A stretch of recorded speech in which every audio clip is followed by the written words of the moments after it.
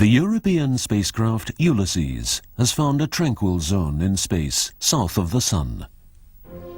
The spacecraft's instruments report features of the Sun's environment that are hard to spot in stormier places. Gas and dust grains drift in from the dark space, attracted by the Sun's magnetism. Tremors from the Sun's magnetism help to propel the wind from the Sun, and here Ulysses has discovered a spray of very hot electrified gas flung from the Sun's atmosphere. To human eyes, the Sun looks serene. But 2 years ago, pictures by X-rays from a Japanese satellite show storms raging around the Sun's equator. Conditions are calmer at the poles just now. The South Polar Zone is where Ulysses is flying in 1994, where no spacecraft has been before. Getting it there was the big challenge. The Sun bathes the Earth's surroundings in a wind of swift electric particles.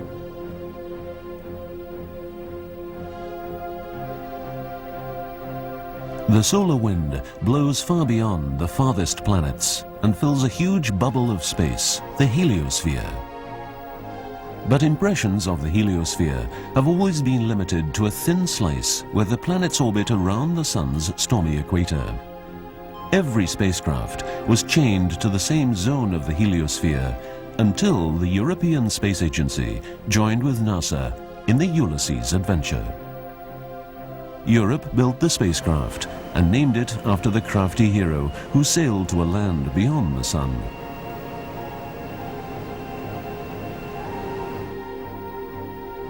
The work of making and operating 9 sets of instruments for an unprecedented voyage of discovery brought together 100 scientists from Europe and North America.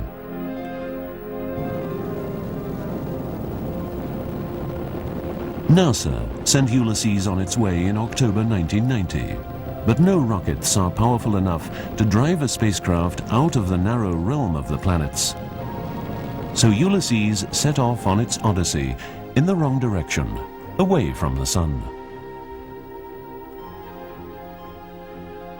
It aimed to steal energy from Jupiter. 16 months later, Ulysses used Jupiter's gravity to alter its course. The spacecraft then plunged southwards, out of the zone of the planets and into unknown space.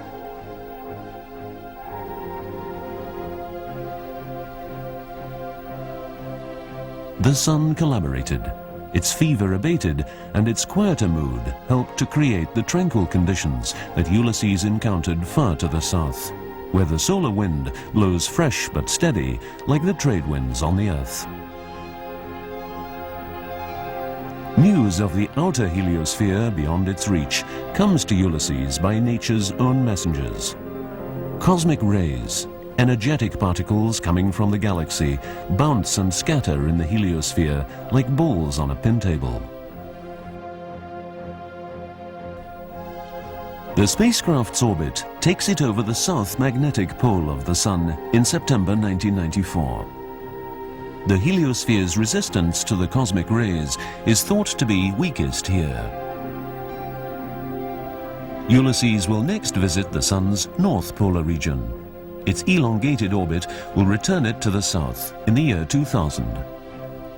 The tranquil zone reached by Ulysses in 1994 will have disappeared, and the Sun will be stormy even at its poles.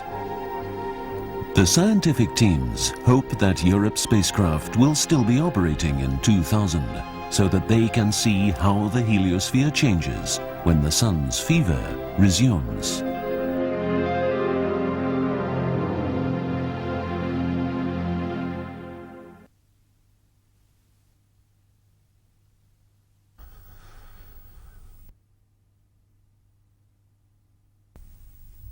Our ancestors worshipped the Sun. They knew perfectly well that it rules the Earth. And many temples and churches still point towards the rising Sun. Today's devotees are solar astronomers and space scientists who stand in awe of the Sun's vigor, its violence, and its variability. They know how it powers life. green leaves act as photoelectric cells, absorbing the sun's rays. They know how it powers the world's weather, mainly by heating the tropical oceans. But the sun's own weather still baffles the scientists. The dark sunspots are scenes of intense magnetism, while great loops in the sun, shaped by magnetic arches, can trigger a magnetic explosion. A solar flare has the force of 1 billion H-bombs. And concern about the Earth's changing climate gives an urgency to solar research. Some experts doubt whether the recent warming of the Earth is really due to carbon dioxide. Danish scientists have discovered that a speeding of the sun's activity seems to match the changes better. Records of a changeable sun go back thousands of years. They show repeated variations from one century to the next. Who can understand the Earth's environment without sufficient knowledge of the sun, which warms it and gives us life? Some rays from the sun penetrate even the rocks of the Earth. In an underground laboratory at Gran Sasso in Italy, a tank of liquid detects particles called neutrinos coming from the very core of the sun. But many features of the sun's behavior are invisible from the Earth's surface. Only spacecraft can discover them. The Japanese Yoko satellite monitors X-rays that come from the sun's hot atmosphere. And the European Space Agency is leading a succession of solar missions conducted in partnership with NASA. Instruments in the European recoverable carrier Eureka monitor changes in the sun's output of energy. Nearing completion is SOHO. Its instruments will study the motions of the sun's surface and atmosphere when SOHO stations itself on the sunward side of the Earth. Then, 4 European satellites called Cluster will fly in company around the Earth. They will explore the turbulent realm above our heads, where the electric wind from the sun contends with the Earth's magnetism. Among the European Space Agency's solar missions, Ulysses has the farthest to travel. It spent 4 years reaching a position far south of the sun to observe its behavior from new angles. In 1995, it will pass over the North Magnetic Pole. The sun's magnetism is highly variable and puzzling, and keeps changing the sun's behavior. The wind blowing from the sun drags its magnetism out into space. The rotation of the sun twists the magnetic lines. They're tightly wound around the equator, and they corkscrew away into space. The solar wind and its magnetism have a long reach. They command a domain far larger than the orbits of the planets. We live deep inside the empire of the sun. Ulysses explores this wind-swept empire afresh by flying over the poles. It helps the scientists to make better sense of the stormy star to which we trust our lives, and to solve the magnetic riddles of its changeability.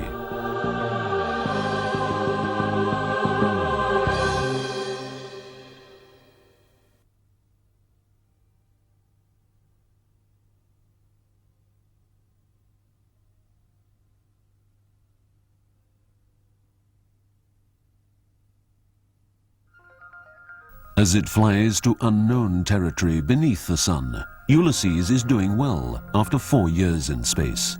With its gold-colored thermal blanket, it looks like a gift-wrapped parcel. Ulysses has come a long way from the shore of the Bodensee, where German engineers assembled it for the European Space Agency. Colleagues in 9 other European countries supplied vital parts for building and operating it. Ulysses windmills through space. Its spin gives it stability. That thick tube is the radioactive source that powers the spacecraft. NASA provided it, as well as undertaking to launch Ulysses. And wherever it goes, Ulysses, controlled by engineers of the European Space Operations Center, points its radio dish dutifully at the distant Earth. Giant dishes operated by NASA in California, Australia, and Spain listen out for signals carrying the news from deep space. They're fainter than a car headlamp seen from 1 billion miles. Similar collaboration created the sensors that Ulysses uses to judge the moods of the solar weather through which it flies. Magnetic sensors cling like sailors to the gyrating boom. One comes from London, another from Pasadena, California. A radio mast, wire antennas, and other instruments detect radio noise emitted by the sun and pressure waves in the solar wind. Scientists from Paris and Minneapolis collaborated with NASA's Goddard Center. A key instrument that sorts and counts the atomic particles of the solar wind hails from Los Alamos, New Mexico. Other particle detectors were supplied from Bell Laboratories, New Jersey, and from Lindau in Germany. This experiment finds neutral gas flowing into the solar system. A joint venture from Maryland and Bern in Switzerland detects chemical elements coming from the sun and nearby parts of the galaxy. And Ulysses has its dustbin, conceived in Heidelberg for gauging grains of dust coming from interstellar space. The biggest experiment is Chicago-led. 6 telescopes detect cosmic ray particles arriving from the universe. Scientists from 7 countries collaborate in this experiment. Finally, X-rays from the erupting sun register in an instrument developed at Toulouse in France and Garching in Germany. It also picks up mysterious bursts of gamma rays from distant space. Some 50 institutes in Europe and North America share in Ulysses' science. So when the sun coughs, the sensors twitter in chorus.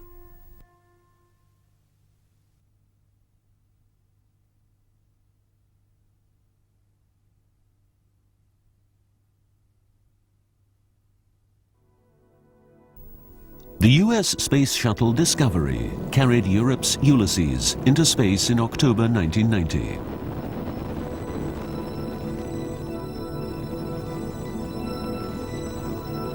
A 2-stage rocket motor then sent it on its way as the fastest spacecraft ever. But like its mythical namesake, Ulysses went to its destination the long way round. Its target was the Sun, so it headed out to Jupiter instead. The spacecraft used the giant planet's gravity to hurl it over the poles of the Sun in a novel orbit. The maneuver needed immaculate navigation and strong nerves, whilst belts of radiation around Jupiter threatened the spacecraft's delicate electronics. In the outcome, the encounter in February 1992 gave the scientists a rare chance to observe the planet's wild surroundings. The navigation of the swing-by was flawless, and Ulysses found itself heading south. Its progress below the Sun's stormy equator was what mattered to the scientists. By June 1993, it was in unknown space, at a higher solar latitude than any previous spacecraft. As the track curved back towards the Sun, the angle from which Ulysses observed it increased more rapidly. By January 1994, 50 degrees, in July, 70 degrees. And on the 13th of September 1994, Ulysses attains its farthest south at 80.2 degrees. Over the Sun's Antarctica, the solar wind and magnetism are very different from the conditions in the equatorial zone. That's the whole point of the mission. Thereafter, Ulysses climbs to the Sun's equator and passes to the north of the Sun in mid-1995. When it returns to the orbit of Jupiter in 1998, the giant planet won't be at home. So, unperturbed, Ulysses will repeat its orbit, back to the Sun's south pole. There's talk of keeping the spacecraft operational for this second visit to the Sun, around the year 2000.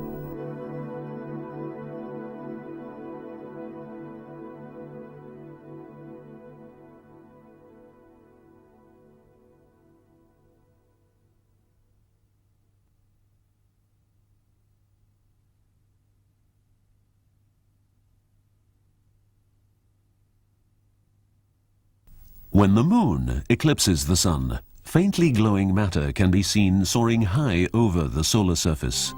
If you had X-ray eyes, like the Japanese satellite Yoko, you'd know its atmosphere is extremely hot, where dark sunspots freckle the bright surface. The sunspots are symptoms of a magnetic fever on the sun. It subsides every 11 years or so, then rises to a maximum in the active phase of the sunspot cycle. Violent storms on the sun are felt throughout the solar system. On the Earth, spectacular auroras light up the northern skies and compass needles wobble. Radio and power blackouts can result. In space, the solar storms put astronauts at risk and cut short the lives of near-Earth satellites. Linking these events is a gusty wind of electric particles that blows unceasingly from the sun. Europe's spacecraft Ulysses reads the messages in the solar wind so that scientists can decode them and make better sense of the sun's magnetic fever. The solar wind drags out the magnetism, and the sun's rotation twists the magnetic lines into spirals. From northern and southern parts of the sun, oppositely magnetized winds fight to possess interplanetary space. They finish up blowing one above the other. During its journey towards Jupiter, Ulysses was in the sun's equatorial zone. But its magnetism was tilted, as shown by light patches sprawling across the equator in Yoko's images. As the sun rotated, Ulysses felt first the northern solar wind stream, and then the southern. The direction of magnetism kept switching. Scientists call this magnetic convolution the ballerina's skirt.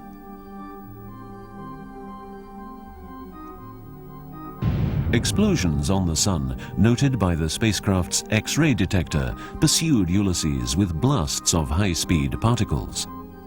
They caused shock waves as they overtook the slower-moving solar wind. As the explosive activity died down, more persistent streams of fast particles created long playing shocks that returned to the spacecraft every time the sun revolved.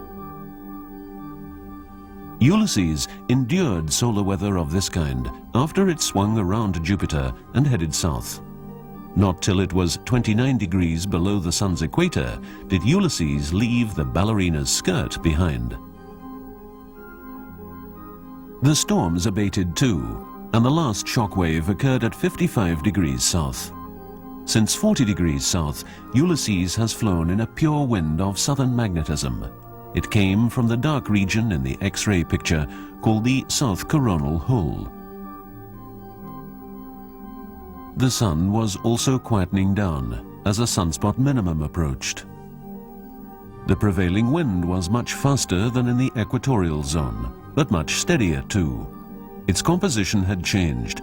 Ulysses detected fewer heavy elements in the wind compared with the equatorial zone. This corresponds with a cooling of the solar atmosphere from 1.8 million degrees at the equator to 1.2 million over the south coronal hole. The fair weather helped the scientists to spot subtle features of the solar wind. The magnetic waves, for example, that help to propel the wind, and strange magnetic lulls registered in the magnetometers on Ulysses' boom. For periods of up to a minute, the sun's magnetism vanished. Scientists believed the lulls were due to blobs of matter flung out from the sun, matter so hot, dense, and highly conductive that it expelled the magnetic field. So the sun seems to throw out not just a wind, but a hot spray too. This discovery may help scientists to explain the upheavals near the sun's tumultuous surface, which create the solar wind itself.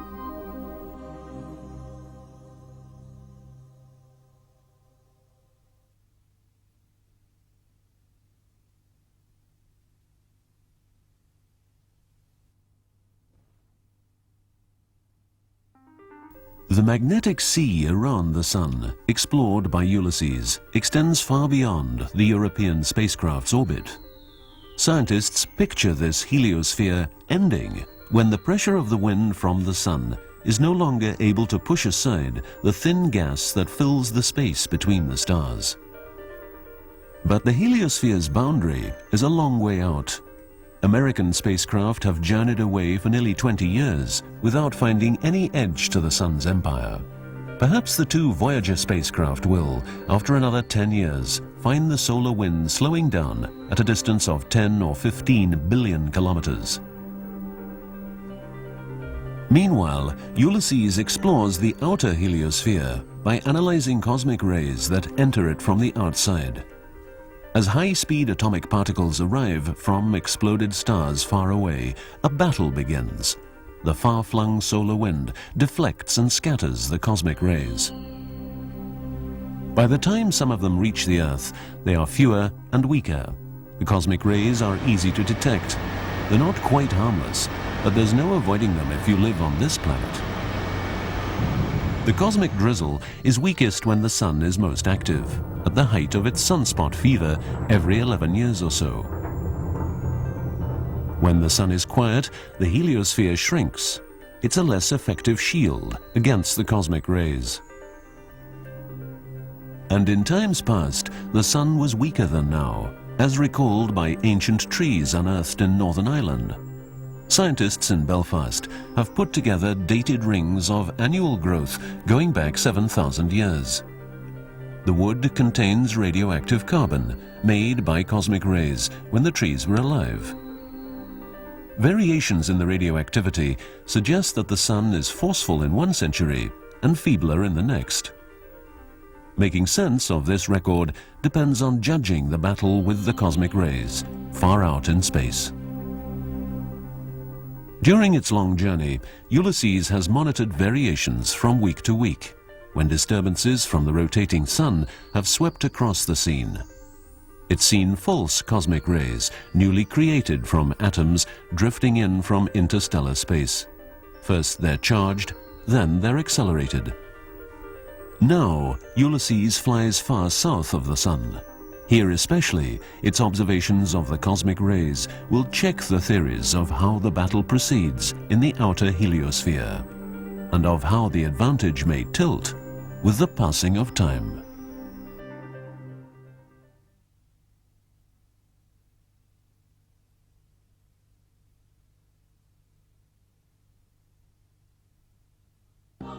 The Sun is only one star among many, and as it wanders among its neighbors in the Milky Way galaxy, it feels a breeze from the gas of interstellar space. The huge magnetic bubble surrounding the Sun, the heliosphere, is probably streamlined in the direction of the breeze.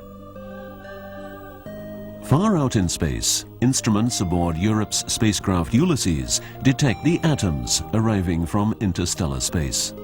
Being electrically neutral, they suffer no impediment from the Sun's magnetism. Ulysses finds among them most of the common chemical elements: hydrogen, helium, nitrogen, oxygen, but very little carbon, the key element of life. It's strangely scarce. Part of the answer comes in dust grains carried in the cosmic breeze. They pound into Ulysses' dustbin. The spacecraft has left the dusty traffic lanes of the planets far behind, so it can easily identify the grains of true interstellar dust. Some of them are much heavier than the scientists expected. They're probably rich in the missing carbon atoms, and they may be coated with ice. This dust and the flavors of the cosmic breeze give Ulysses direct contact with material of the kind from which the Sun and the Earth were formed long ago. But at present, we're traveling in an unusually sparse region of space. Sometimes the Sun encounters much denser clouds of gas. Then the great magnetic bubble around the Sun, the heliosphere, is compressed. Its boundary may come close to the Earth. Then hydrogen from the solar wind, unable to escape, may react with the Earth's oxygen to make ice clouds in the upper air. Without the shield of a large heliosphere, the Earth can suffer strong bombardment by cosmic rays. Such a bombardment may have occurred 35,000 years ago. It's another scenario for the scientists to ponder, while Ulysses sends its new tidings of the Sun's cosmic environment.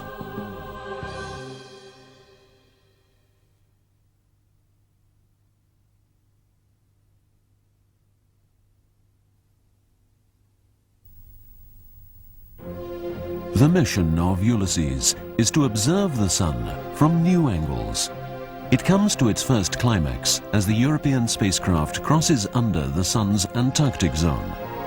On the 13th of September 1994, cruising through regions never visited before, Ulysses will pass within 9.8 degrees of the Sun's axis of rotation.